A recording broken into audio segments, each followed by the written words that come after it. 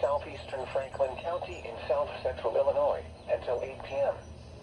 At 7:21 p.m., a severe thunderstorm was located near West Frankfort, moving southeast at 30 miles per hour. Expected hazards include 60 miles per hour wind gusts and penny-size hail. This is a radar-indicated threat. The following impacts are expected.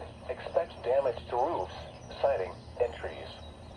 Locations impacted include West Frankfort, Pittsburgh, Thompsonville, Orient, and Hannaford. This includes Interstate 57 in Illinois between mile marker 62 and 68. Repeating, a severe thunderstorm warning has been issued until 8 p.m. for the following counties in Illinois: Franklin and Williamson.